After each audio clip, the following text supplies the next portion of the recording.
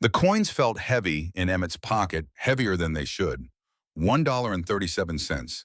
He'd counted them so many times his fingers hurt, terrified that one might slip through a hole he hadn't noticed disappear into the Texas dust, like everything else good in his life. 77 motorcycles lined the gravel lot outside Grady's Corner Diner, like a wall of chrome and steel. The engines had gone quiet minutes ago, but the heat still shimmered off the metal, and the leather vests hanging on broad backs looked like armor. Emmett stood at the edge of the parking lot, small fingers clutching the coins through worn denim, and tried to remember what Mama had said before the fever made her words slippery.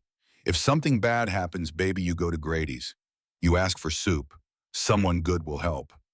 Emmett didn't know if these men were good. He knew they were big. He knew their boots made the gravel crunch like breaking bones. He knew that when you're 6 years old and alone, every stranger is a giant deciding whether to step on you or step around you. But Mama needed soup, and soup cost money.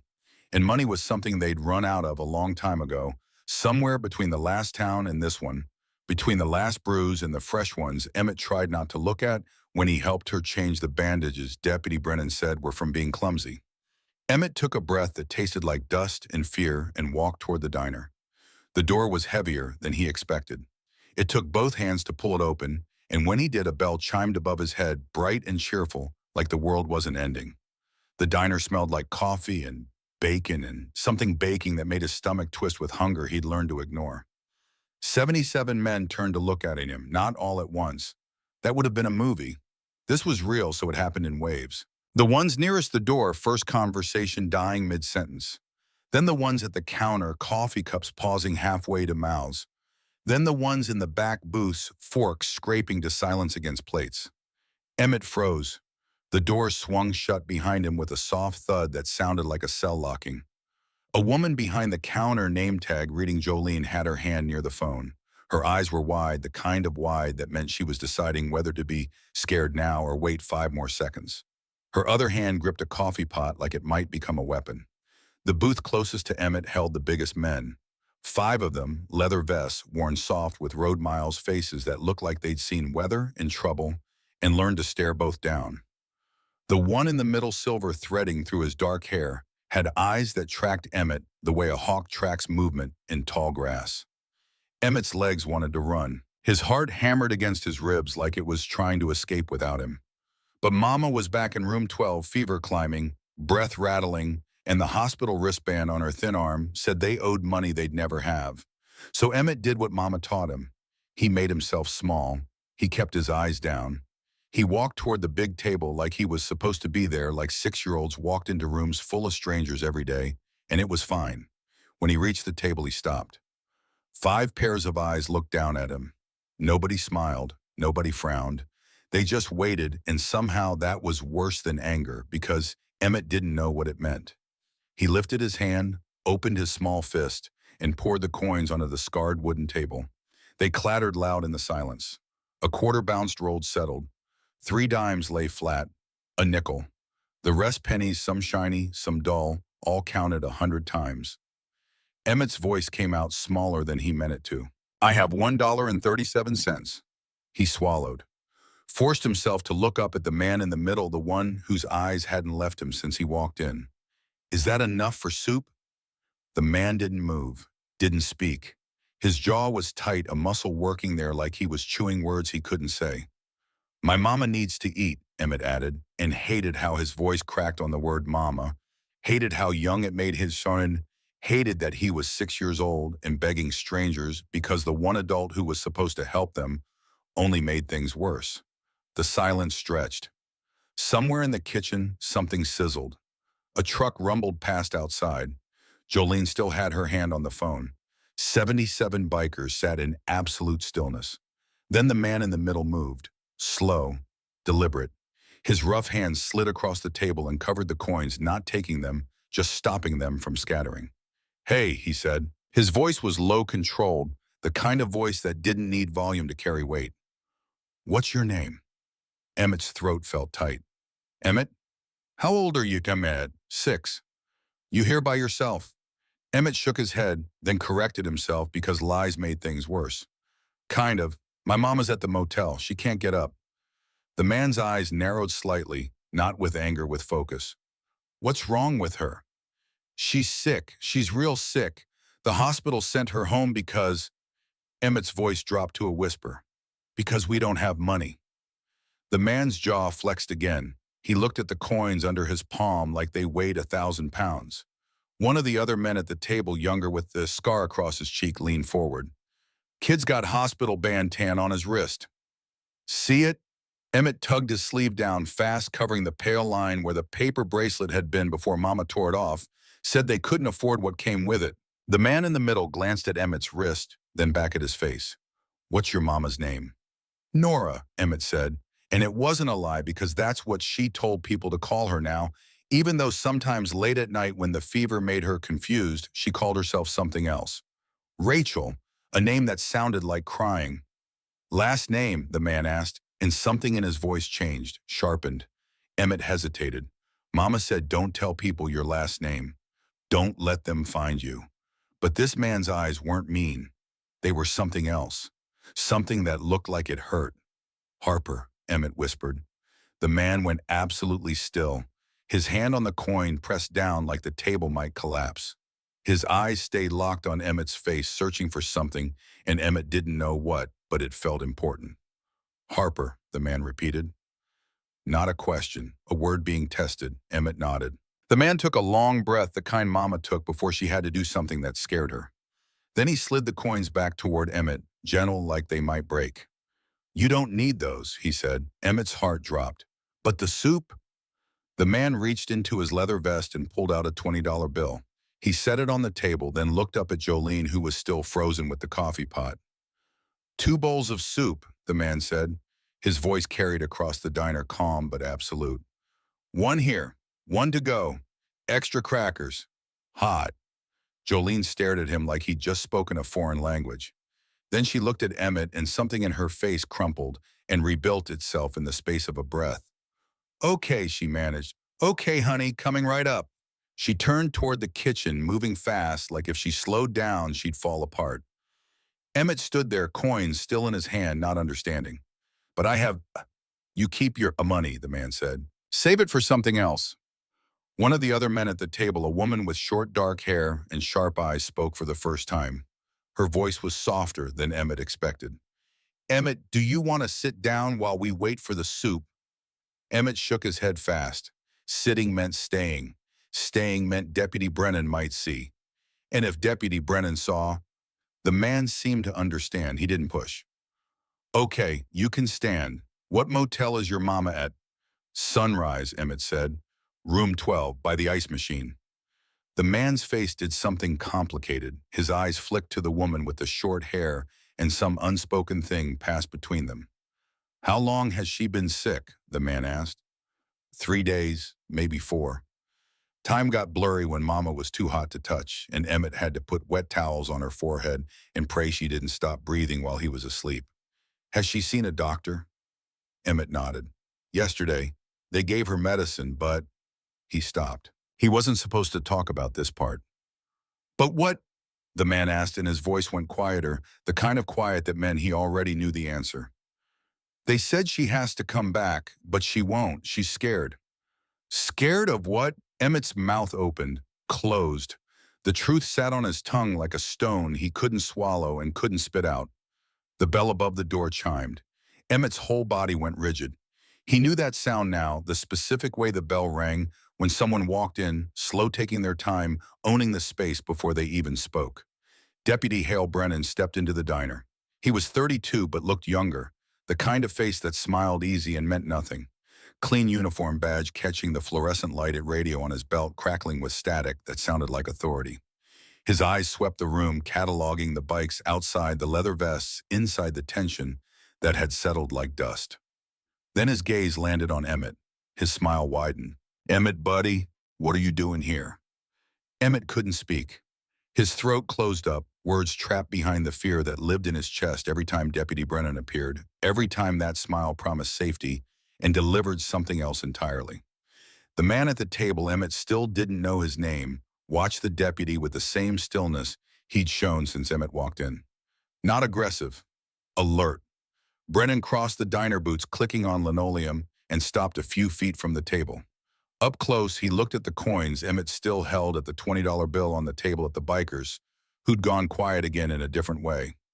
Making friends, Brennan asked Emmett, voice light. Then to the man, I'm Deputy Brennan. I know the Harper family. They're under my watch. The man didn't stand, didn't move, just said calm and flat. The kid asked for soup. We bought it. Brennan's smile thinned just a fraction. That's real generous. But Emmett here knows he's supposed to check with me before talking to strangers. Emmett's fingers tightened around the coins until the edges bit into his palm. The man's eyes never left Brennan's face. Strangers bought him food. You have a problem with that? No problem, Brennan said, and his tone stayed friendly, stayed professional, stayed exactly as dangerous as it had always been beneath the shine.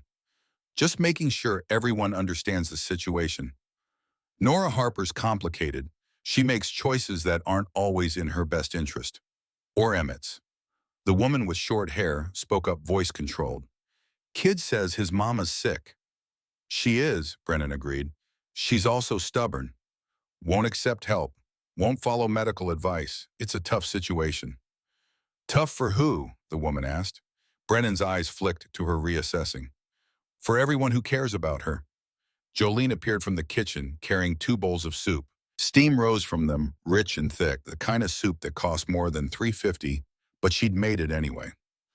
She set one bowl on the table in front of the empty chair and carefully placed the other in a paper bag with a plastic lid folding the top tight. Here you go, sweetheart, she said to Emmett, and her voice shook. Emmett reached for the bin with both hands, terrified it might vanish. The warmth bled through the paper into his palms. Real. Solid. Thank you, he whispered. The man at the table pushed the 20 toward Jolene. She looked at it like it might burn her, then took it and walked away without asking for change. Brennan put a hand on Emmett's shoulder. Light. Casual. The way adults touch children when they're being friendly. But Emmett felt the weight of it, the pressure that said stay or go depending on what the deputy decided. Let's get you back to your mama, buddy, Brennan said. Then to the man, thanks for the soup. We'll take it from here. The man didn't argue. He just looked at Emmett and said quiet enough that maybe only Emmett heard, you take that straight to her. Don't talk to anyone else. Go right back. Emmett nodded fast. Brennan's hand tightened just slightly on Emmett's shoulder, then released. Good advice. Come on, Emmett. Emmett moved toward the door, clutching the soup bag like it was the only thing in the world that mattered. The bell chimed again as Brennan opened it, holding it for Emmett with the same smile that never reached his eyes. Before he stepped out, Emmett looked back. The man at the table was still watching him. So was the woman with short hair. So were all 77 bikers, and their faces said something Emmett couldn't read yet, but felt in his bones. Then the door closed and Emmett was outside in the heat and dust with Deputy Brennan beside him and the soup growing heavier in his hands.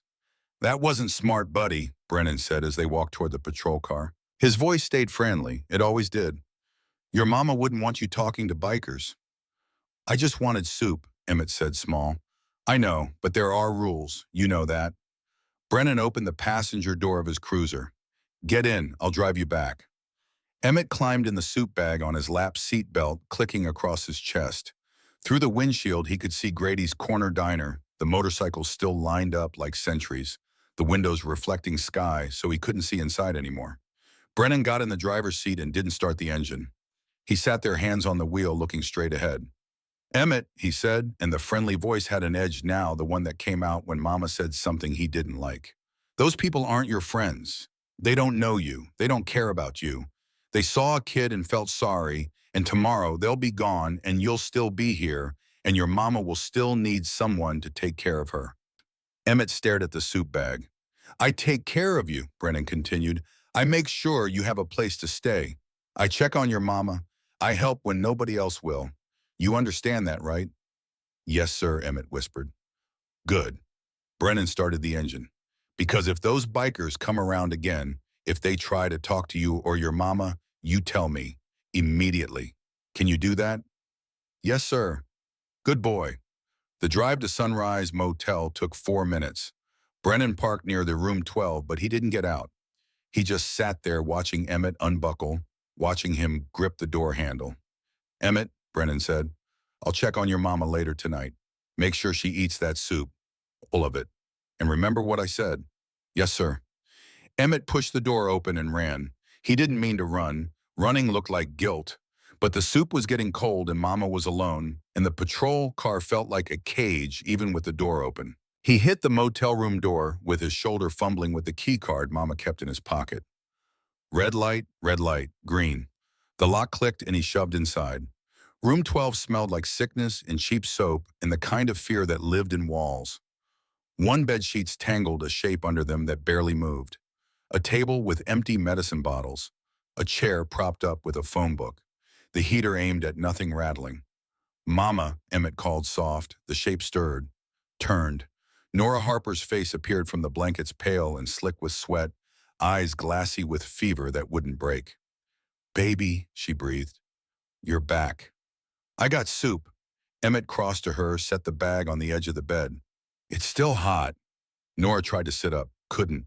Her arms shook. Emmett grabbed pillows, shoved them behind her, doing what he'd learned to do when she got too weak to do it herself. Where'd you get soup? She asked, and her voice rattled in her chest like broken glass. Grady's diner. A man bought it. He was nice. Nora's eyes sharpened despite the fever. What man? A biker. There were lots of them. But he was nice. He didn't hurt me. Emmett, Nora started coughing. Deep wet, the kind that made Emmett's stomach twist because he'd heard that cough get worse every day and didn't know when worse became can't breathe anymore. She coughed into her hand, pulled it away. Blood flecked her palm. Emmett's heart stopped. Mama, I'm fine. She gasped, but she wasn't. She tried to smile. Failed. Did Mike see you? Emmett nodded. Nora's face crumpled. Oh, baby. What did he say? He said not to talk to strangers. He said he'll check on you tonight. Nora closed her eyes like the words hurt worse than the cough. Okay, we have to be careful. Mike gets upset when people interfere. Emmett opened the soup container. Steam rose. Chicken noodle thick with vegetables, the kind that might actually help.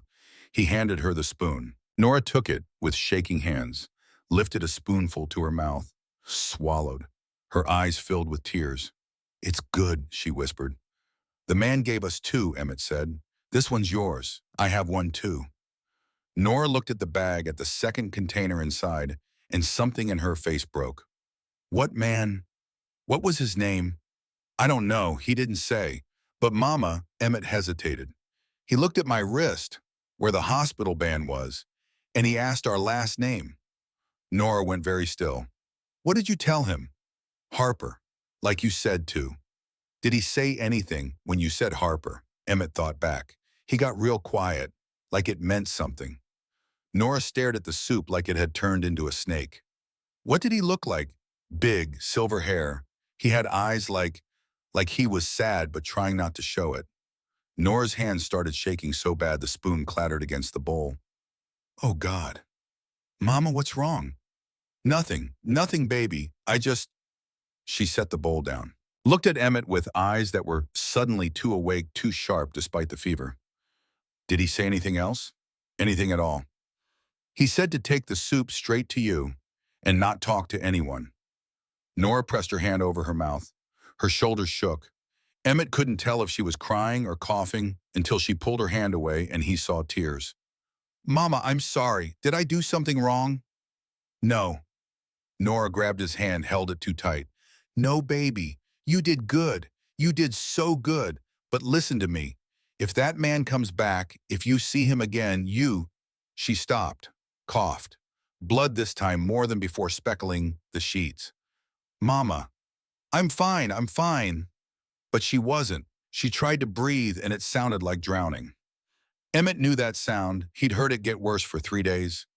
He knew what came next because the hospital doctor had told him before they sent Mama home, before they said come back when you can pay, before the fever started climbing and didn't stop. I'm calling 911, Emmett said. No, we can't afford. Mama, you can't breathe. Mike will be upset. He said no more hospitals. He said. Nora doubled over coughing so hard her whole body convulsed. The soup bowl tips spilled across the sheets and she didn't even notice. Emmett ran for the motel phone. His hands shook so bad he could barely press the numbers. 911. It rang once. The door burst open. Deputy Brennan filled the doorway, hand on his belt near his gun eyes, taking in the scene in one sweep.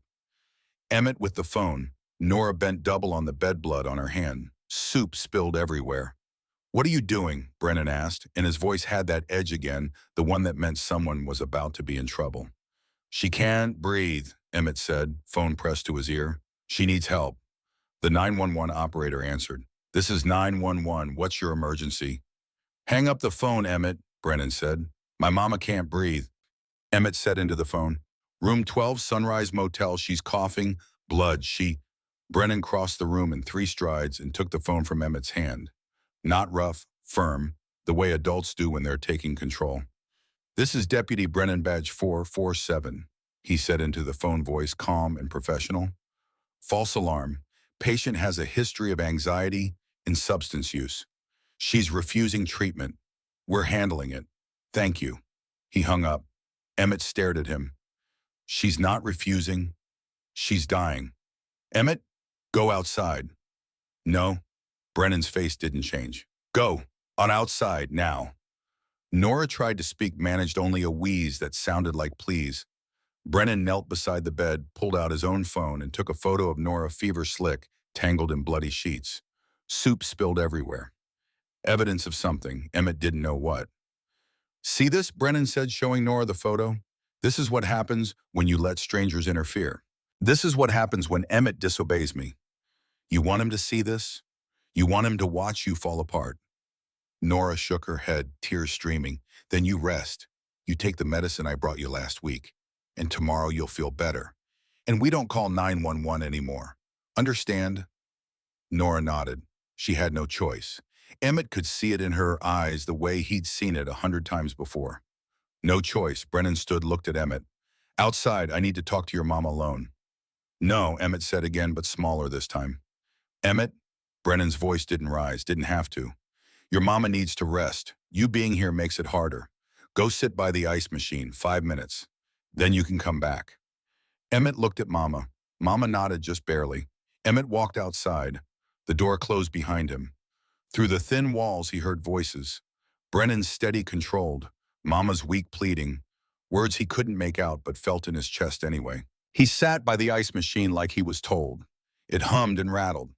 The sun was setting and painting the motel parking lot gold and red like it was on fire. Across the lot, an engine rumbled. Emmett looked up. 2 motorcycles rolled in slow. No roar, no show, just quiet presence. The man from the diner stopped his bike near the office, far enough away that it didn't look threatening, close enough that Emmett could see his face. The woman with short hair parked beside him. They didn't get off their bikes, didn't approach. They just sat there, engines idling, watching room 12's closed door the way guards watch a perimeter they're not supposed to cross but won't abandon either. The man's eyes found Emmett across the lot. He didn't wave, didn't smile, just looked at him with that same expression from the diner, the one that said, "I see you." The door to room 12 opened.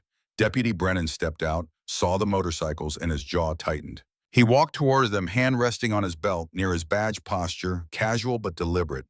Emmett couldn't hear what was said, but he saw Brennan point at the bikes, saw him gesture toward the street, saw the man not move, not react, just sit there like stone. The woman pulled out her phone, started filming. Brennan's face changed. The friendly mask slipped for just a second, showing something cold underneath. Then it snapped back into place, and he turned, walked back to his patrol car without looking at room 12 again. The cruiser pulled out of the lot and disappeared down the road. The motorcycles stayed. 5 minutes became 10, then 15. Then the man got off his bike, slow and obvious, and walked to the motel office.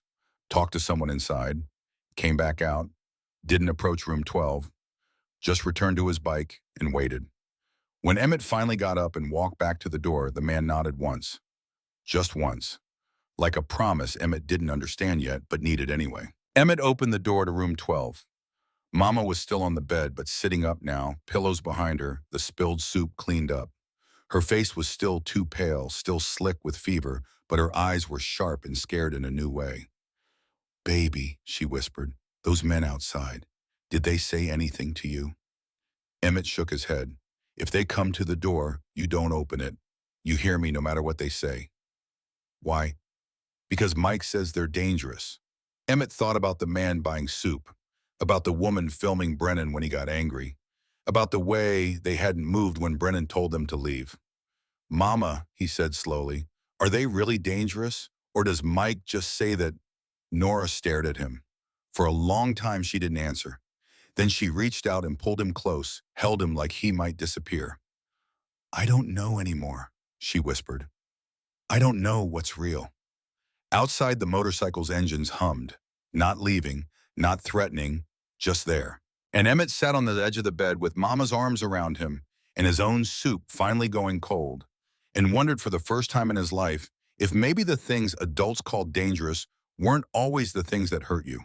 Maybe sometimes danger wore a badge and smiled while it squeezed. Maybe sometimes safety came from strangers who bought soup and stayed when they should have left.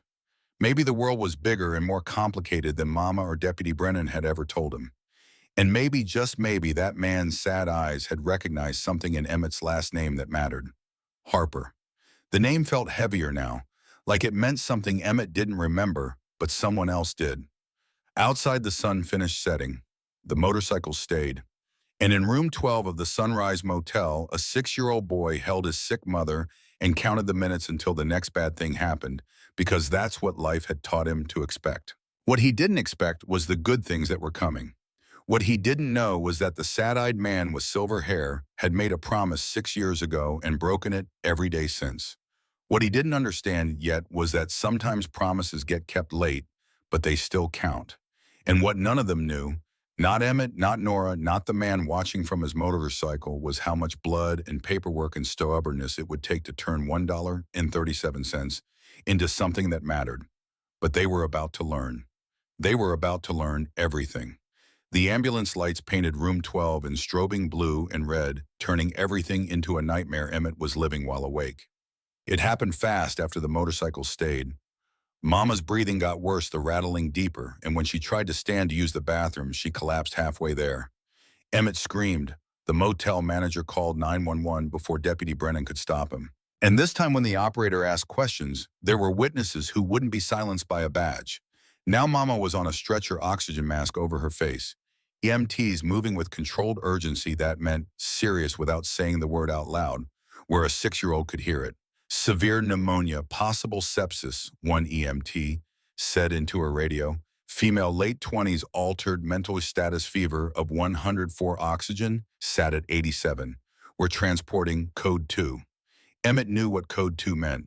He'd learned it the last time Mama got this bad. It meant lights but no sirens. It meant hurry, but don't scare the kid more than he already is. I'm going with her, Emmett said, grabbing the stretcher rail. The female EMT knelt. What's your name, sweetheart? Emmett, Harper. Okay, Emmett. Yes, you can ride with us. You stay right beside me. Okay. Emmett nodded fast. He still had the soup bag clutched in his other hand, crumpled now, and cold, but he couldn't let it go, because it was the only thing that had gone right today. Deputy Brennan appeared at the ambulance doors. I'll follow in my unit. Emmett can ride with me. The EMT's face hardened in a way Emmett had never seen an adult's face harden at a police officer before. He's riding with his mother. That's protocol. I'm law enforcement. I can... Sir, step back. The EMT's voice didn't rise, but it cut like steel. We're transporting a critical patient. If you want to follow, that's your choice. But this child stays with his mother. Brennan's jaw flexed. His eyes found Emmett through the ambulance doors, and that look said, we'll talk later, in a way that made Emmett's stomach hurt. Then the door slammed shut, and the ambulance was moving, and Emmett was inside with the bright lights and the beeping machines and Mama's hand limp in his. Mama, he whispered. Can you hear me? No response. Just the oxygen mask fogging with each shallow breath. The EMT squeezed his shoulder. She can probably hear you. Keep talking to her. So Emmett did. He told her about the soup, about the man with sad Yizal, about the motorcycles that stayed. He told her everything except the part about being scared, because if he said that out loud, it would become too real and he'd fall apart, and Mama needed him to be brave. County Hospital rose from the night like a fortress of fluorescent lights and sterile fear. The ambulance bay doors opened, and they rolled Mama inside so fast Emmett had to jog to keep up. 6-year-old male patient's son, the EMT, told the triage nurse. He stays with her until family services says otherwise. The nurse name tag reading Williams looked at Emmett with tired kindness. Okay, honey, you can stay close. But when the doctors need to work, you'll have to wait in a special room, okay? Emmett nodded because what choice did he have? They wheeled Mama through double doors into a space filled with curtains and beeping and people in scrubs moving too fast. A doctor appeared young and exhausted and started asking questions Emmett couldn't answer. How long has she been sick? I don't know, days. Is she taking any medications? Deputy Brennan gave her some, I don't know what. The doctor's head snapped up at that. A deputy gave her medication. What kind? Pills. In a bottle with no label. The doctor's eyes met the nurse's, and something passed between them that made Emmett's chest tighten. Get a tox screen, the doctor said. Then to Emmett, gentle, you did good, buddy. You got her here. That's the hard part. It didn't feel like the hard part. The hard part was watching them cut Mama's shirt open to place electrodes. Watching them stick needles in her arms for IVs. Watching the oxygen mask get replaced by something bigger that made her look like she was drowning. Emmett Harper, a woman appeared beside him, 40s kind face badge clipped to her cardigan that read social services. I'm Ms. Banks, Cordelia Banks. I'm here to make sure you're okay while your mama gets help. Emmett didn't trust easily anymore, but something about Mrs. Banks felt different from the fake kindness adults usually showed. She waited for him to speak first, instead of filling the silence with lies about everything being fine.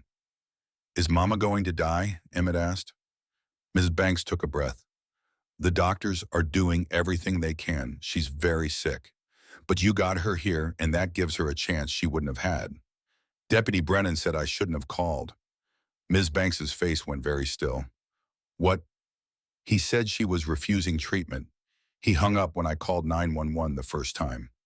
Ms. Banks pulled out a small notebook, the kind detectives used on TV. When was this? Earlier, at the motel before the ambulance came. Emmett, I need you to tell me exactly what happened. Can you do that? So Emmett told her, all of it. The diner, the soup, Deputy Brennan taking the phone, the way he made Mama too scared to ask for help, the pills with no labels, the way Brennan took photos of Mama when she was sick and said it was her fault. Ms. Banks wrote everything down. Her hand shook slightly. You did the right thing telling me, she said when he finished. Everything you just said, it's important. And you're safe now. Okay, nobody's taking you anywhere without proper paperwork. Brennan has paperwork, Emmett said. He showed it to Mama once. It said he could take me if Mama couldn't take care of me. Ms. Banks's jaw tightened. What kind of paperwork? I don't know, official looking, with a seal. Did you see a judge's signature?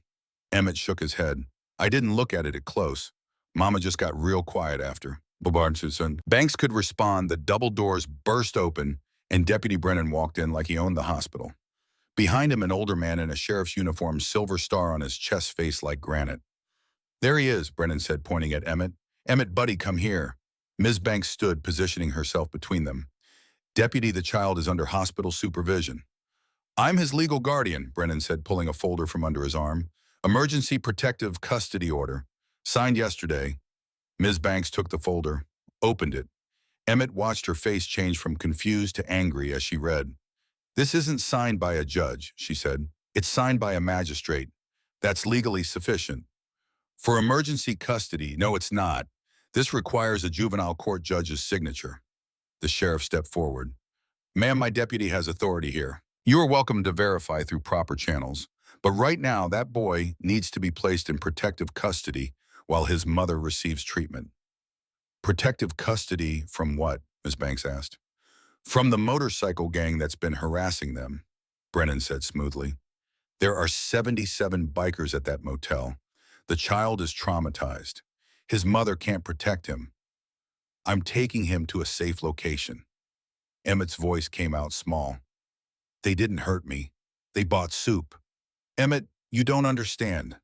I understand you won't let Mama get help. The words exploded out before Emmett could stop them.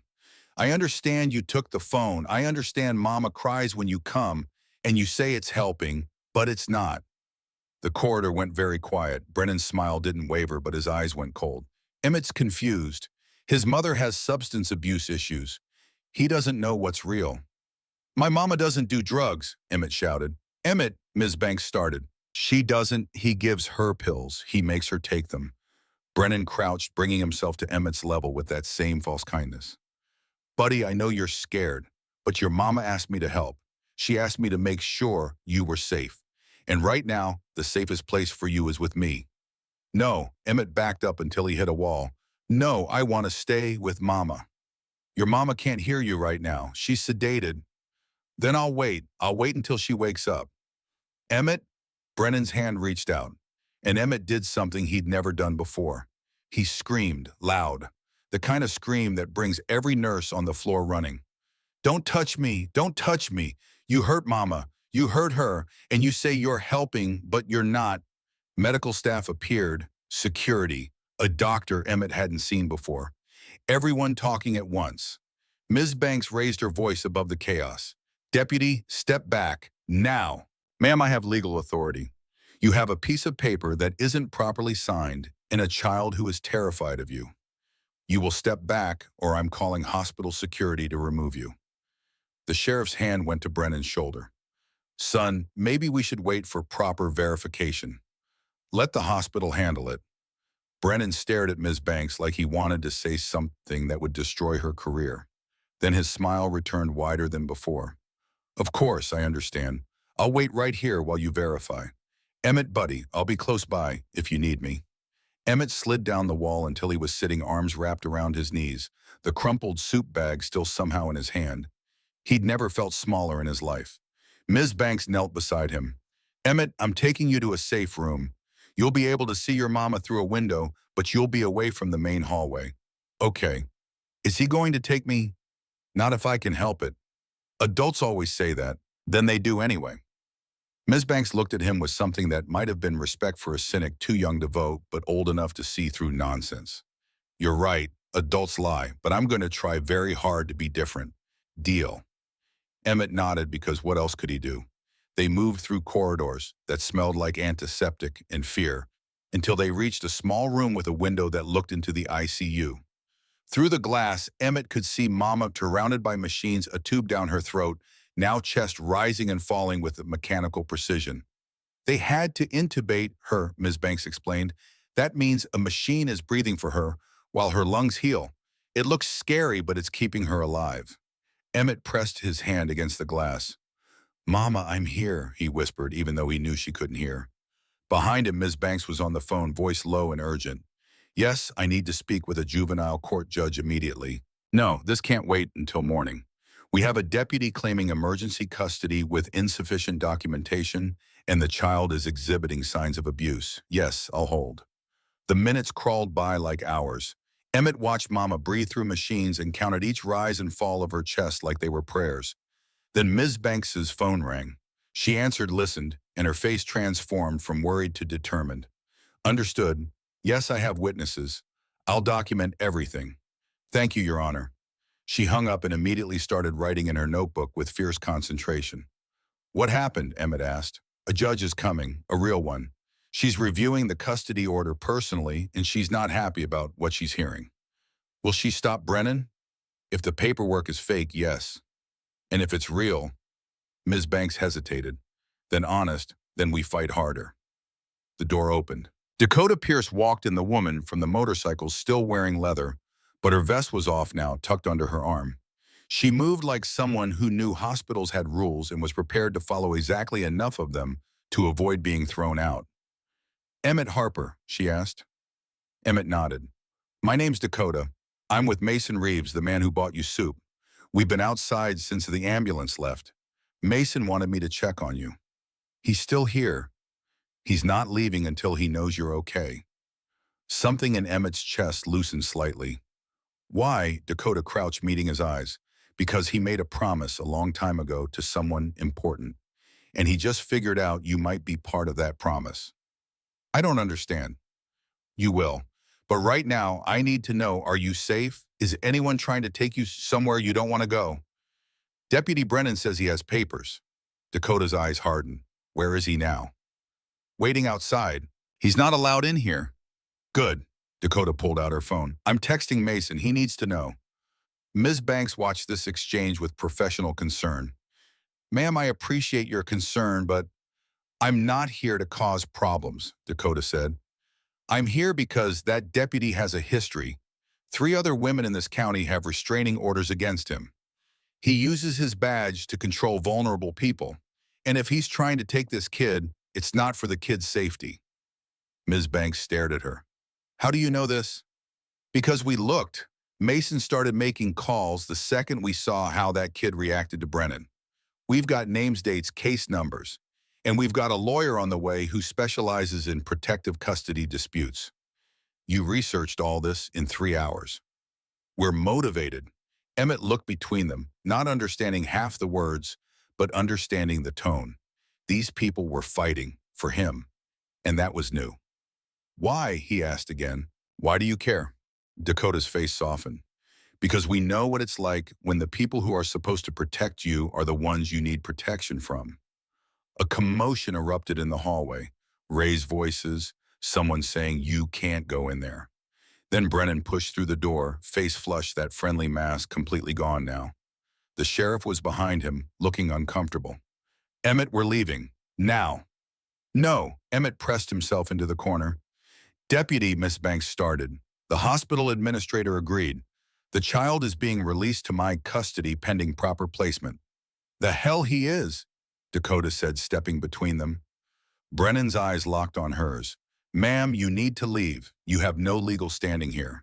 And you have fake paperwork. It's not fake. It's been verified. By who? The sheriff, who's your buddy. The sheriff's face reddened. Ma'am, watch your tone. Or what you'll arrest me for asking questions. Dakota pulled out her phone. Because I'm recording this. And I've got 17 bikers outside with cameras. And a judge on speed dial who's very interested in why a deputy is trying to remove a child from a hospital while his mother is unconscious. Brennan took a step toward her. Not aggressive, just present, in a way that made the room feel smaller. You're interfering with a law enforcement action. Prove it's lawful. The paperwork isn't signed by a juvenile court judge. We checked. Brennan's jaw flexed. For a second, Emmett saw something behind the mask, something angry and ugly that lived there all the time, but usually stayed hidden. Then he smiled. Fine, we'll wait for the judge. But when she arrives and confirms my authority, you'll apologize. And then you'll leave, all of you. Looking forward to it, Dakota said. They stood in tense silence. Emmett huddled in the corner. Soon. Banks documented everything in her notebook. The sheriff looked like he wanted to be anywhere else. And through the window, Mama breathed through machines, unaware that her son's entire future was being decided by people who'd never met her. The door opened again. This time, Mason Reeves walked in. He was bigger than Emmett remembered from the diner, or maybe the room was smaller. But his eyes were the same, sound and determined, and looking at Emmett like he saw something that mattered. Emmett, he said, voice low. You okay? Emmett nodded because his voice wouldn't work. Mason turned to Brandon. Deputy? Mr. Reeves, you need to leave. I'm not leaving. Then you'll be arrested for obstruction. Arrest me. Mason's voice didn't rise. But do it on camera in a hospital in front of witnesses while trying to remove a child from his dying mother. See how that plays. The sheriff stepped forward. Now hold on. No. Mason's eyes stayed on Brennan. You held off long enough. That boy asked for soup and you treated it like a crime. His mother needed an ambulance and you tried to stop it. You're not taking him. Not tonight. Not ever. You have no legal authority. Neither do you. Not with that paperwork. How would you know? Because we had it examined by a lawyer an hour ago. You filed emergency custody with a magistrate who doesn't have jurisdiction over family court matters. It's invalid. Brennan's face went very still. You had no right. It's a public document. We had every right. The silence stretched like wire about to snap. Then Emmett heard it. Footsteps in the corridor. Multiple pairs. Moving with purpose. The door opened. A woman in her 60s walked in, gray hair, pulled back, dark coat over professional clothes, eyes that missed nothing. Behind her, 2 state troopers in uniform and a man in a plain suit carrying a briefcase. I'm Judge Catherine Aldridge, Circuit Court, she said. Her voice was calm, but carried the kind of authority that made everyone in the room straighten instinctively. Someone want to tell me why I'm at a hospital at midnight dealing with an emergency custody dispute that should never have reached my desk. Emmett had seen judges on TV. They wore black robes and sat high behind wooden desks and said, "Order in the court," like they were angry at everyone. Judge Aldridge didn't look like that. She looked like someone's grandmother, if that grandmother had spent 50 years learning how to dismantle people with paperwork. She scanned the room, gaze landing on each person for exactly 1 second. Brennan the sheriff, Ms. Banks, Dakota Mason. Then Emmett, and her eyes softened just slightly before moving on. "Deputy Brennan," she said, "show me your custody order." Brennan handed over the folder, confidence returning. "Your Honor, this is a difficult situation. The child's mother is incapacitated. There's a motorcycle gang harassing the family. Emergency protective custody was necessary." Judge Aldridge read the document. Her expression didn't change. She finished, closed the folder, and looked at Brennan with eyes like ice. "This is signed by Magistrate Collins." "Yes, Your Honor." Magistrate Collins handles traffic violations and small claims disputes. He has zero jurisdiction over family court matters. Your Honor, in an emergency. An emergency requires a juvenile court judge, which I am, which means this order is invalid, and you knew it was invalid when you filed it. The room temperature dropped 10 degrees. Brennan's face went carefully neutral. "Your Honor, I acted in good faith. You acted in bad paperwork. There's a difference." She turned to Ms. Banks. "Your social services." "Yes, Your Honor. Cordelia Banks." "What's your assessment?" "The child is terrified of the deputy." He described a pattern of control and intimidation toward both him and his mother. The mother was brought in with severe pneumonia after the deputy allegedly prevented an earlier 911 call. "I have significant concerns about the deputy's involvement with this family." Judge Aldridge looked at Emmett. "Son, what's your name?" "Emmett Harper, ma'am." "Emmett, I'm not going to ask you a lot of questions right now because you've had a hard night, but I need to know one thing. Do you feel safe with Deputy Brennan?" Emmett looked at Brennan, at the smile that promised consequences later, at the eyes that said, "Choose carefully." Then he looked at Mama through the glass, unconscious and breathing through a machine because she'd been too scared to ask for help until it was almost too late. "No, ma'am," Emmett said. "I don't feel safe with him." "Why not?" "Because he hurts Mama and says it's helping, and he makes me lie about it." Judge Aldridge's jaw tightened. She turned to Brennan. "Deputy, you're ordered to have no contact with this child or his mother. If you violate that order, you will be held in contempt. Clear?" "Your Honor, I'm law enforcement." "Which makes it worse, not better. No contact. The state troopers will ensure compliance." One of the troopers, a tall man with gray at his temples, stepped forward. "Deputy Brennan, you need to leave the hospital." Brennan stared at Judge Aldridge's like she'd just declared war on everything he believed about his own authority. Then he looked at Mason with pure hatred. "This isn't over," he said quietly. "Yes," Judge Aldridge replied. "It is. Leave now." Brennan left. The sheriff followed, muttering something about consulting with the county attorney. The door closed behind them, and Emmett felt like he could breathe for the first time in hours. Judge Aldridge knelt beside him, bringing herself to his level. "Emmett, you're going to stay here at the hospital tonight. Ms. Banks will be with you. In the morning, we'll figure out what comes next. But nobody is taking you anywhere without proper authorization from me. Understand?" "Yes, ma'am." "Good boy." She stood, looked at Mason. "Mr. Reeves, I need to speak with you, privately." Mason glanced at Emmett, then nodded. They stepped into the hallway, Judge Aldridge closing the door behind them. Through the window in the door, Emmett could see them talking. Mason's face changed as he listened, going from tense to shocked to something that looked like grief. His hand came up to his mouth. His eyes closed. Judge Aldridge put a hand on his shoulder, speaking urgently. Mason shook his head, lips forming words Emmett couldn't hear. Then he looked through the window at Emmett, and his expression was completely different than before. He looked at Emmett the way people looked at ghosts they thought they'd lost forever. Dakota noticed it too. "What's happening?" she murmured. Ms. Banks was watching with professional concern. "I don't know, but something just changed." The door opened. Mason walked back in, moving carefully like he was carrying something fragile. He crossed to Emmett and crouched, meeting his eyes. Emmett, he said, voice rough. What's your mama's real name? Emmett blinked. Nora Harper. Is that the name she was born with? I, I don't know. She said we changed names before I remember. Do you know why? She said we had to hide from bad people. Mason took a shaky breath. Emmett, I need you to think hard. Has your mama ever mentioned a man named Caleb? Emmett's chest tightened. That name. He'd heard it once, maybe twice, when Mama had fever dreams and whispered things she didn't remember later. Maybe when she's sick sometimes. She says, I'm sorry, Caleb, and cries. Mason's eyes filled. Oh, God. Mr. Reeves, Ms. Banks said carefully, what's going on? Mason looked at Judge Aldrich through the doorway. She nodded once, giving permission. Emmett's mother, Mason said slowly. Her real name isn't Nora Harper. It's Rachel Harper. And 6 years ago, she was married to my brother. Not by blood, but by choice. His name was Caleb Harper. Emmett stared at him. I don't understand. Caleb died 6 years ago, protecting people. Before he died, he made me promise to take care of his wife and son. He made me promise to keep them safe. Mason's voice cracked. I looked for you. For 2 years I looked. But your mama disappeared, changed her name.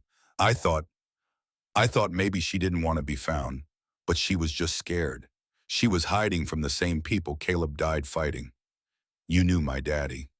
He was my best friend. Emmett's world tilted. All his life, Mama had said Daddy died before Emmett could remember. Said he was gone and they had to be careful and never tell anyone their real names. But she never said why. Never said who he was.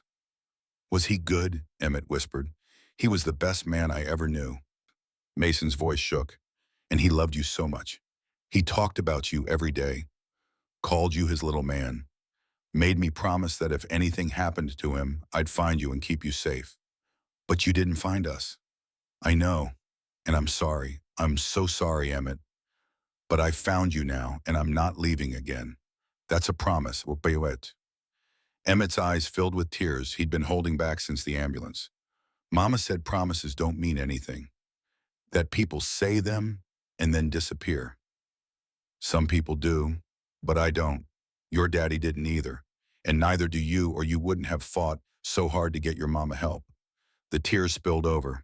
Emmett tried to stop them, tried to be brave like he'd learned to be, but they came anyway in heaving sobs that shook his whole body. Mason pulled him close and Emmett let him because for the first time since he could remember, someone was holding him who wasn't going to hurt him or leave or turn into something scary when the lights went out. Through the observation window, Mama breathed through machines. And somewhere outside, Deputy Brennan was planning his next move. And the world was still dangerous, complicated, and full of things a 6-year-old shouldn't have to understand. But right now, in this moment, Emmett had something he'd never had before. Someone who'd made a promise to his father and meant to keep it. Even if it took 6 years. Even if it cost everything. That had to mean something. That had to be enough to hold on to. Your daddy would be so proud of you, Mason whispered. You saved your mama's life today. You asked for help when nobody else would. That took more courage than most adults have. Deputy Brennan said asking for help was wrong. Deputy Brennan is going to learn what happens when you hurt people who matter to me. Emmett pulled back, looking up at Mason's face. What happens? Mason's expression went hard as stone. Justice, eventually, even when it takes too long. Through the door window, Judge Aldridge watched them with an expression that said she agreed, and outside in the parking lot, 77 motorcycles sat in formation, waiting for the word that would never come, because this wasn't the kind of problem that got solved with violence. This was the kind that got solved with patience and paperwork and people who refused to look away. The kind that took time. The kind that mattered most. Dawn came to County Hospital the way it came to everywhere else, indifferent to whether the people inside had slept or cried or spent the night watching machines breathe for someone they loved. Emmett woke on a couch in the family waiting room blanket, tucked around him by someone who carried Dakota asleep in the chair beside him like a guard who wouldn't abandon her post. Through the window, he could see Mama's room where nurses moved in quiet choreography around the machines, keeping her alive. The tube was still down her throat. The ventilator still hissed and clicked. But the numbers on the monitors looked different, less frantic, more steady. A nurse noticed him watching and offered a small smile. Progress. The kind you measured in decimal points, in oxygen saturation percentages, but progress nonetheless. Mason appeared in the doorway holding 2 cups of coffee and a carton of orange juice. He looked like he hadn't slept either, silver-haired, disheveled clothes rumpled, but his eyes were clear and fixed on Emmett with that same intensity from the diner. "Hey," he said softly, "you hungry?" Emmett nodded. "Hospital cafeteria is not much, but it's food. You want to come with me, or you want me to bring something back?" "I don't want to leave Mama." "Okay, what do you like?" "Anything's fine." Mason crouched, bringing himself to eye level. "Emmett, I asked what you like, not what's easiest, not what you think you should say. What do you actually want to eat?" Emmett stared at him, trying to remember the last time an adult had asked him a question like that and waited for a real answer. "Pancakes," he whispered finally. "With syrup." "Pancakes it is." Mason stood, then paused. "Judge Aldridge is coming back this morning. She wants to talk to you and your mama when your mama wakes up. You okay with that? Is she going to take me away?" "No. She's going to make sure nobody takes you away. There's a difference."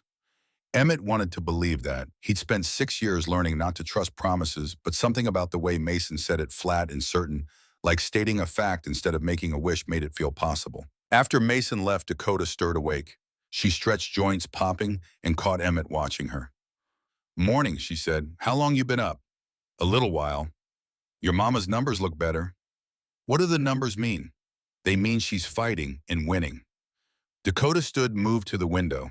Outside, the parking lot was filling with early shift workers, but in the far corner, a cluster of motorcycles still sat in formation. The guys rotated through the night, made sure nobody who wasn't supposed to be here got close. Why? Because Mason asked. And when Mason asks, we show up. That's what family does. You're not my family. Not by blood, but family's more than blood, kid.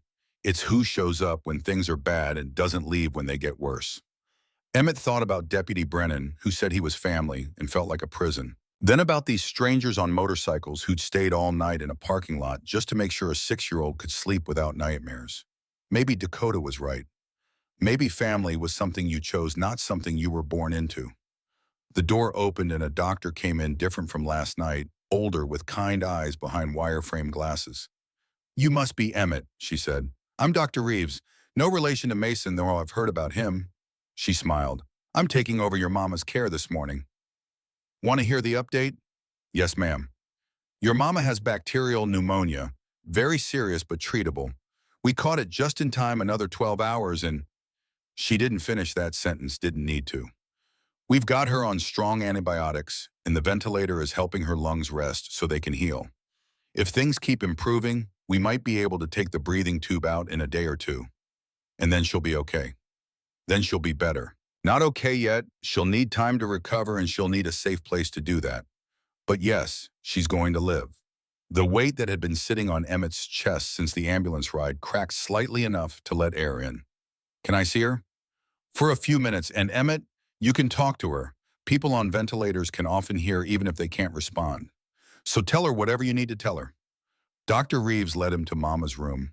Up close, the machines were louder, beeping, hissing, humming with electronic life. But beneath all that noise, Mama looked peaceful in a way she hadn't in months.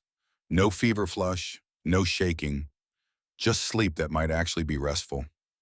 Emmett pulled a chair close to the bed and took her hand. It felt warmer than yesterday, less like touching something that might crumble.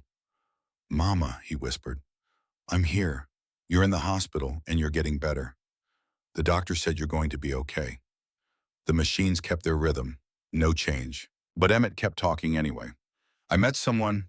His name is Mason. He knew Daddy. He said Daddy made him promise to keep us safe, and he's been looking for us. I know you said we had to hide, and I know you were scared, but Mama, I think maybe we don't have to hide anymore. I think maybe we found the good people Daddy told you about." Still nothing, but Emmett squeezed her hand and imagined he felt a response, a tiny pressure that might have been real or might have been hope, but either way, it kept him talking. "Deputy Brennan can't come here anymore. The judge said so. And Mason's friends are outside making sure, so when you wake up, you don't have to be scared. You don't have to pretend everything's fine when it's not. You can just rest." "Okay, Mama. You can rest now. The ventilator hissed, the monitors beeped, and somewhere deep in Mama's sedated brain, maybe she heard, maybe she understood, maybe that was enough for now. Judge Aldridge returned at 9 a.m. Sharp, accompanied by a man in an expensive suit carrying a briefcase that looked like it cost more than Mama's car. This is investigator Warren Klein, as she introduced. He's been looking into Deputy Brennan's history with the county. What he found is concerning. They gathered in a conference room: Mason, Dakota, Mrs. Banks, Emmett, Judge Aldridge, and Klein. The investigator opened his briefcase and pulled out a folder thick enough to be a novel. Deputy Hale Brennan, Klein began, has been with the county sheriff's department for 8 years. In that time, 3 women have filed restraining orders against him. All 3 cases were settled quietly. All 3 women left town shortly after. Settled how? Ms. Banks asked. The sheriff's office paid them, told them it was easier than a lawsuit, told them Brennan would get counseling, told them it wouldn't happen again. But it did, Judge Aldridge said. It did. And there are 2 more cases we're still investigating, women who didn't file reports but whose friends noticed patterns. Isolation. Control. Using his badge as leverage. Klein pulled out photos. We also pulled hospital records with warrants. Nora Harper, whose real name is Rachel Harper, has been to the ER 4 times in 2 years, each time for injuries consistent with physical abuse. Each time she claimed to be accident-prone. Mason's jaw flexed, and nobody questioned it. Brennan filed reports stating she had substance abuse issues, made her look unreliable. Classic abuser tactic. Emmett stared at the photos: Mama with a split lip, Mama with bruises on her arms, Mama looking at the camera with dead eyes. He'd seen those injuries, believed the lies about falling, about being clumsy, because what else could he do at 6 years old? There's more, Klein continued. The custody paperwork Brennan tried to use, we tracked it. He's filed variations of that document 4 times with different magistrates, always targeting single mothers in vulnerable situations, always claiming emergency protective custody. And nobody stopped him. Dakota's voice was sharp with anger. The sheriff protected him, buried complaints, paid settlements, kept it quiet. Klein closed the folder. But that stops now. As of this morning, the state police have taken over the investigation. Brennan's been placed on administrative leave pending formal charges. What charges? Mason asked. Assault, stalking, falsifying legal documents, abuse of authority, and we're still building the case. Klein looked at Emmett. Your testimony is going to matter, son, when you're ready. Emmett swallowed hard. What do I have to do? Tell the truth, exactly what happened. Everything you remember about Deputy Brennan and your mama. Will he go to jail? If we do our jobs right, yes. Judge Aldridge leaned forward. Emmett, I know this is frightening, but here's what I need you to understand. You're not alone anymore. You have advocates, Ms. Banks, Mason, legal representation, and you have me making sure everything is done properly. Nobody is going to railroad you or your mother. Understood. Emmett nodded, throat too tight to speak. Good. Now there's something else we need to discuss. Judge Aldridge pulled out a different file, this one thinner. Mason told me who he believes your mother really is. And if he's correct, there are things about your family you deserve to know. She opened the file. The first page had a photo, a young man with dark hair and a smile that looked like sunshine holding a baby wrapped in a blue blanket. That's your father, Judge Aldridge said gently. Caleb Harper. And that baby is you. Emmett stared at the photo. He'd never seen a picture of his father. Mama said they'd lost everything when they ran, that photos were dangerous because people could recognize them. But here he was, real solid, holding baby Emmett like he was the most precious thing in the world. He looks happy, Emmett whispered. He was. By all accounts, Caleb was a good man. He rode with Mason's club, worked security, helped keep drugs out of their community. Judge Aldridge turned the page. 6 years ago, there was an incident, a confrontation with a cartel that was trying to move product through the territory. Caleb was shot protecting Mason and the others. He died before the ambulance arrived. Mason's voice was rough. He jumped in front of me, took bullets meant for me. Last thing he said was, "Take care of Rachel and Elijah. Promise me, brother." Elijah, Emmett said. Is that my real name? It was. Your mama changed it to Emmett when she went into hiding. Why did she hide? Because she was scared. The cartel made threats. She didn't know who to trust, so she took you and disappeared, changed your names, moved constantly, tried to stay invisible. Judge Aldrich's voice softened. She was trying to keep you safe the only way she knew how. But we weren't safe. We found Deputy Brennan. No, Judge Aldrich agreed. You found something worse than what you were running from. That's the terrible irony. Mason spoke up, voice thick with emotion. Emmett Elijah, I spent 2 years looking for you and your mama.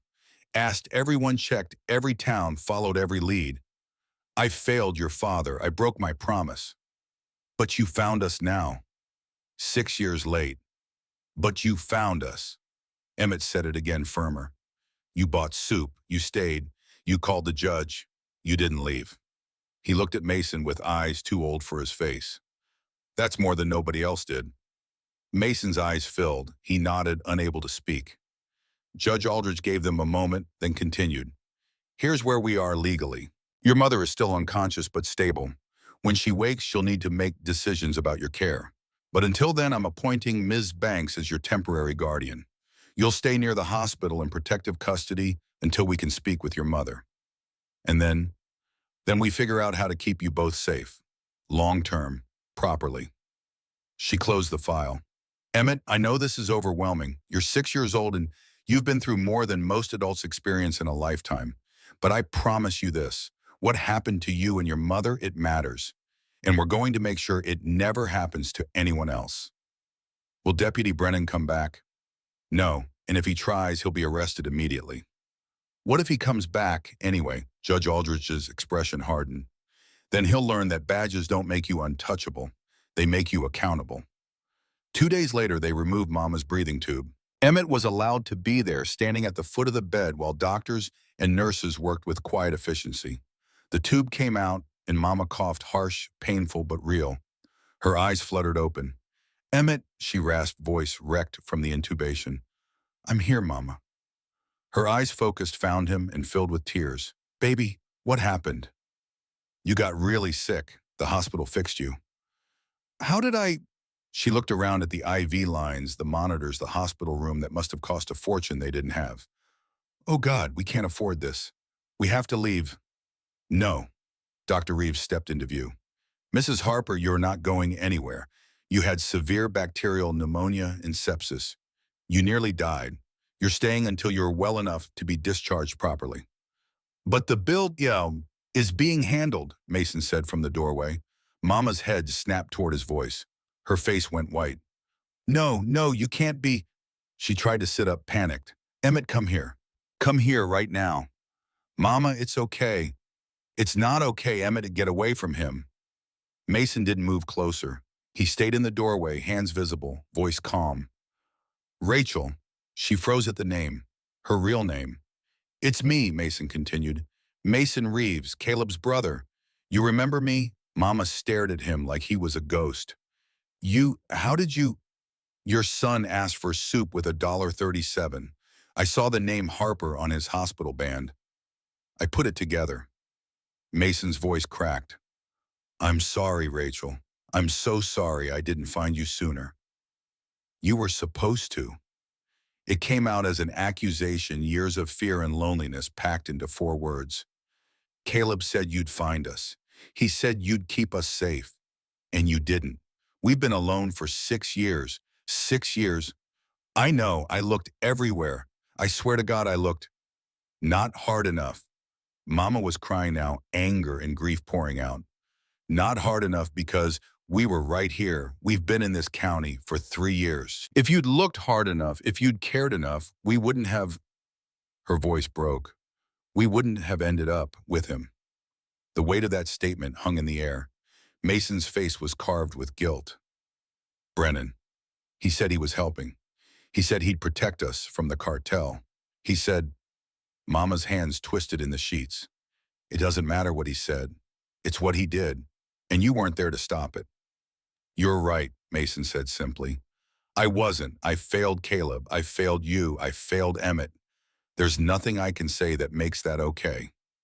Mama looked at him for a long moment, searching his face for lies or excuses, finding only raw honesty. So why are you here now? She asked finally. Because I found you and I'm not failing again. I don't want your charity. It's not charity, it's a debt. Caleb saved my life. I owe him everything, which means I owe you and Emmett everything. And I'm going to pay that debt whether you want me to or not. Well, that's not how debts work. It is when they're this important. Mama closed her eyes, exhausted. I can't do this right now. I can't think. Dr. Reeves stepped in gently. Mrs. Harper, you need to rest. These conversations can wait until you're stronger. No, Mama opened her eyes. No, I need to know. Where's Brennan? Ms. Banks appeared beside Mason. He's on administrative leave, under investigation. There's a no-contact order. He can't come near you or Emmett. That doesn't matter. Orders don't stop him. He's a deputy. He does what he wants. Not anymore, Judge Aldridge said, entering the room like she'd been waiting for exactly this moment. Mrs. Harper, I'm Judge Catherine Aldridge. I've been handling your son's case. Deputy Brennan has been charged with multiple crimes, including the assault and abuse of authority. He's being monitored. If he comes near you or Emmett, he will be arrested immediately. Mama laughed bitter and hollow. You don't know him. You don't know what he's capable of. No, Judge Aldridge agreed, but I know what the law is capable of when it's actually enforced. And I know what a protective order means when it's backed by state police instead of a sheriff who's been covering for his deputy for years. Mama's breath caught. The sheriff knew. The sheriff protected him. Multiple complaints buried. Multiple settlements paid quietly. But that ended when your case came to light. Judge Aldridge pulled a chair beside the bed. Mrs. Harper, Rachel, you and your son are the reason we're finally holding Brennan accountable. Your courage to survive, Emmett's courage to ask for help, Mason's courage to call authorities despite not having legal standing, all of it matters. All of it led to this. It doesn't feel like courage, Mama whispered. It feels like barely staying alive. That's what courage is sometimes, not dramatic gestures, just surviving one more day.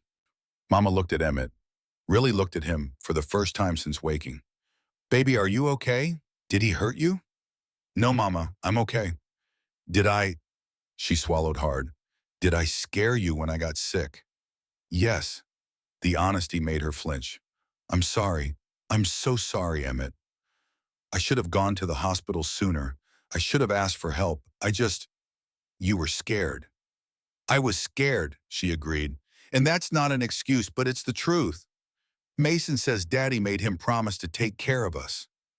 Mama's eyes went to Mason sharp with old pain. Caleb made a lot of promises. He promised me he'd come home that night. I know, Mason said quietly, and he tried. He died trying. I know that too. Mama's voice cracked. I'm not angry at Caleb.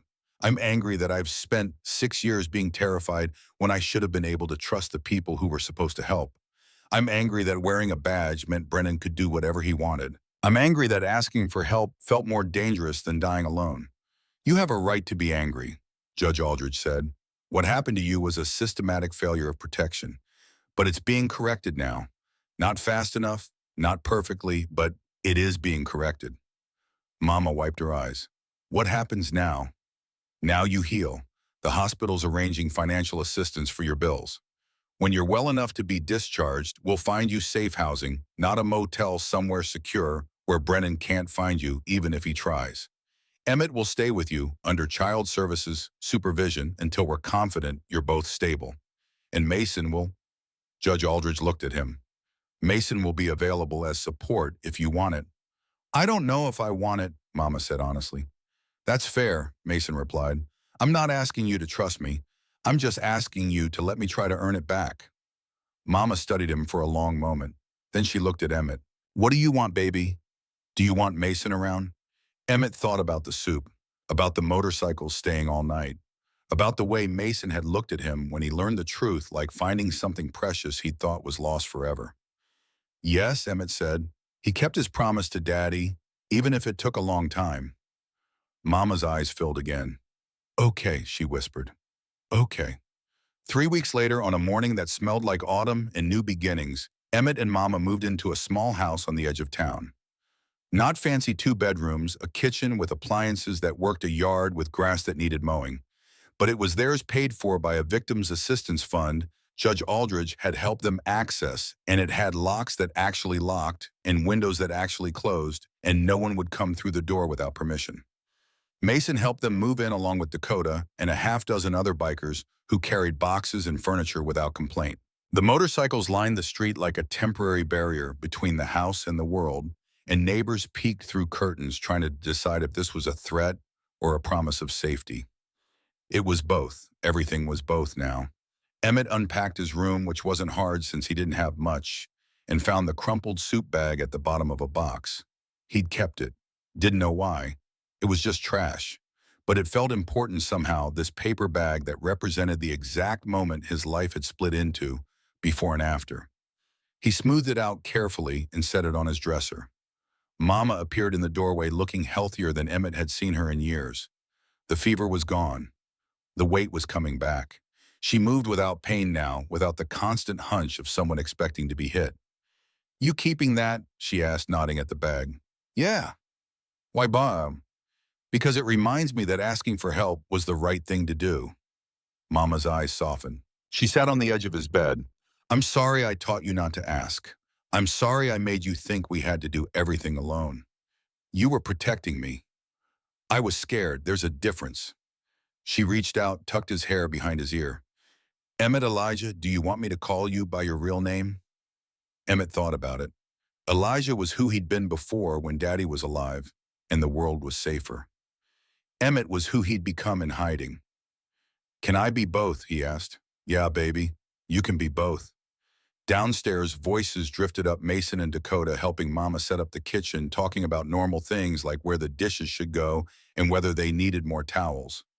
Normal things, like they were normal people living normal lives instead of survivors stitching themselves back together. "Mama," Emmett said, "do you think Deputy Brennan will come back?" She didn't lie to him, didn't promise he wouldn't, just said if he does, we call 911 immediately. "And Mason's people will be here in minutes. And Judge Aldridge will make sure he's arrested." "You're not alone this time, baby. None of us are." "Are you scared?" "Every day, but less than I was, and that's something." They sat together in his new room in his new house, listening to the sound of people who cared about them, making a home feel like one. It wasn't perfect. Mama still flinched at sudden noises. Emmett still had nightmares. They both locked doors twice and checked windows before bed, but they were healing, slowly, together. The trial came 4 months later. The prosecution moved fast, multiple victims, clear evidence, state pressure. What normally took years happened in months. Brennan's lawyer tried to delay, but Judge Aldridge pushed every deadline, prioritized every motion. "Justice delayed was justice denied," she said. And she meant it. Deputy Hale Brennan stood in court wearing a suit instead of a uniform, looking smaller somehow, without the badge. 3 other women testified before Emmett, their voices shaking, but determined, telling stories that sounded horrifyingly familiar. Control disguised as care, violence disguised as protection, abuse disguised as love. When it was Emmett's turn, he walked to the witness stand with Mama in the front row and Mason beside her. He was still only 6, almost 7 now, but he'd learned that being small didn't mean being powerless. The prosecutor, a woman with kind eyes and a voice like steel, asked him questions. Where did he live? Who took care of him? Did he know Deputy Brennan? Yes, ma'am. How did you know him? He said he was helping my mama, but he hurt her. How did he hurt her? He squeezed her arms until she had bruises. He made her cry. He said if she told anyone, he'd take me away. Did that scare you? Yes, ma'am. Why was I in? Because he meant it, and because nobody stopped him. He had a badge, so people believed him instead of Mama. The prosecutor showed him photos. Do you recognize these bruises? Emmett looked at the pictures of Mama's arms, her wrists, the fingerprints pressed into her skin. Yes, ma'am, I saw those. What did Deputy Brennan say about them? He said Mama was clumsy, that she hurt herself, but I saw him grab her. I know what happened. Brennan's lawyer objected, child witness, unreliable memory leading questions. Judge Aldridge overruled everyone. Did Deputy Brennan ever hurt you? The prosecutor asked. He grabbed my shoulder hard. He locked me in the motel room. He told me if I was bad, Mama would get sicker. Did you believe him? Yes, ma'am, I thought if I was good enough, he'd stop hurting her. But he never stopped. Emmett looked at Brennan then, really looked at him. The man who'd smiled while causing pain, who'd used his authority to isolate and control, who'd turned a badge into a weapon. Brennan stared back, and for just a second that smile flickered the one that had fooled so many people into thinking he was safe. It didn't work anymore. He said he was protecting us, Emmett told the court. But you don't protect people by making them scared. You protect them by making them safe. He never made us safe.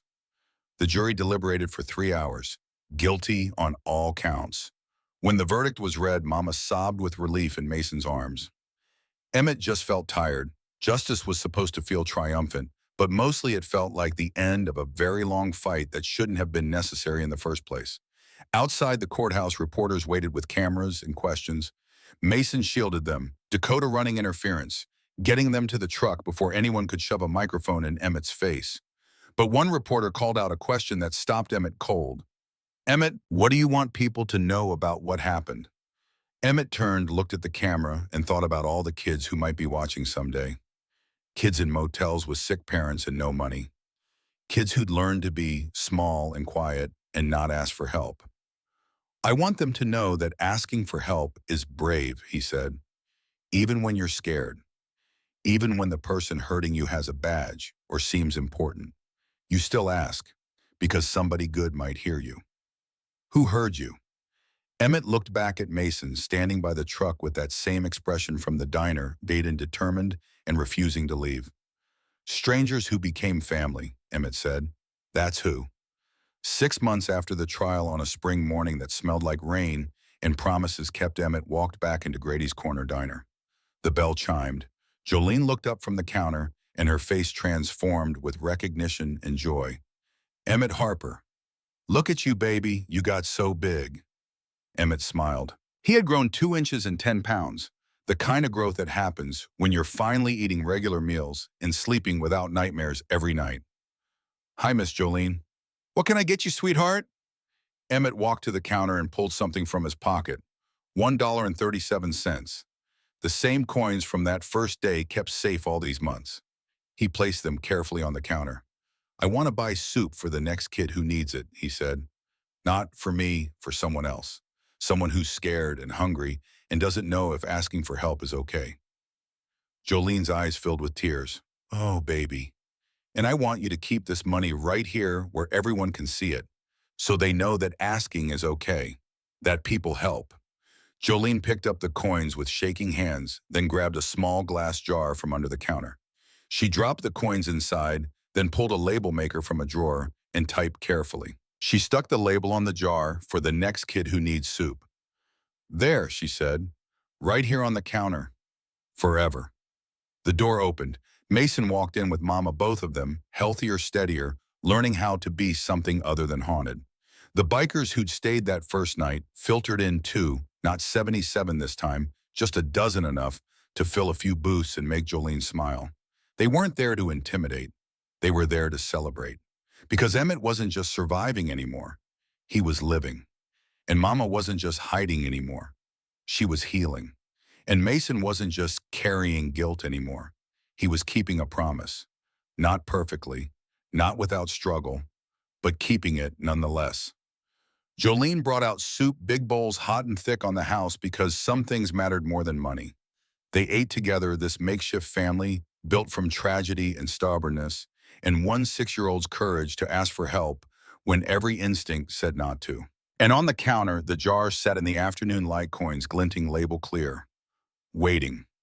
For the next kid who needed to know that asking for help was the bravest thing you could do.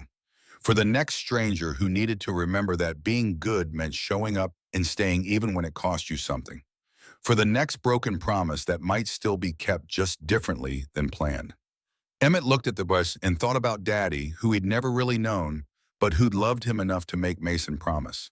About Mama, who'd done her best in an impossible situation. About Mason, who'd failed and tried again anyway. About the fact that sometimes justice took time, but still came.